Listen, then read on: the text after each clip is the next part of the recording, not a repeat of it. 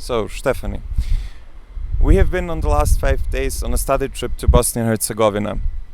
We have met several representatives of NGOs, of political organizations, and of the youth. What are your impressions? Thank you very much for the question. I think we have many different perspectives. We have been able to see many different perspectives from the younger generation, which unfortunately is leaving the country because of lack of perspectives, which I think is one of the biggest problems.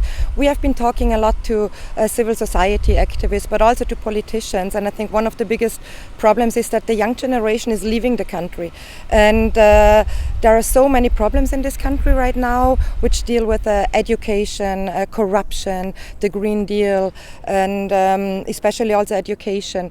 And I think it is problematic that these things cannot really be tackled in a good way, because ethno-nationalism is still so important and is on the rise. And we see it now with the crisis in Republika Srpska, that this topic is actually hijacking all the other topics which are so important for this country. When it comes to the youth, what can we expect from the youth? I think we can expect a lot from the youth, not only from those people who are still here in the country working with NGOs, but also of those who are leaving the country. I mean, hoping that maybe at one point they might be able to return, depending of course how the situation in this country will develop.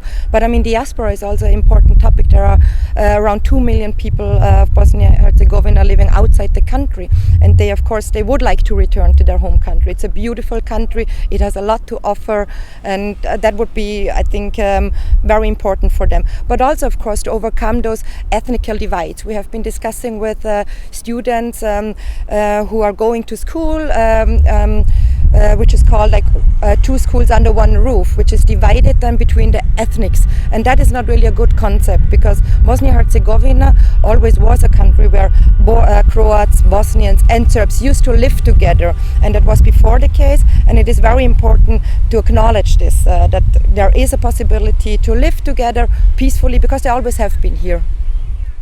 What can we expect from the EU? Many of the politicians that we have met here in Bosnia and Herzegovina actually address the issue of this lack of interest of the international community and of the European Union in this region, and especially in Bosnia and Herzegovina. What can we expect from the EU in future?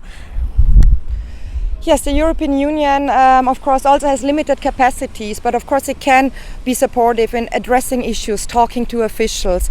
It can also be telling them that the European Union is also a multi-ethnic state, but of course the path towards the European Union and the job has to be done also by politicians within Bosnia and Herzegovina. That is a very important point. So the European Union can support civil society, they can talk to diplomats, but in the end the job needs to be done also by politicians here, and that needs action, and not only talking about too much about ethno-nationalism, but also really tackling the problems I was also already mentioning before. It's a highly corrupted country. You have a division of ethnicities.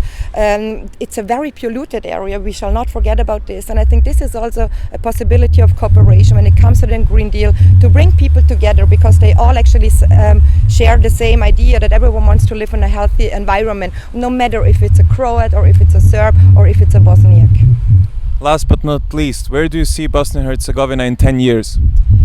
In 10 years, I don't know. I would see it definitely closer to the European Union when it comes to European Union values, when it comes also to democratic practices. We had heard a lot about electoral reform, constitutional reform, but especially I think to become more prosperous, the job needs to be done on the ground, and this also needs to talk to the people in power, and this is also tackling the corruption, like those issues who are really hurting.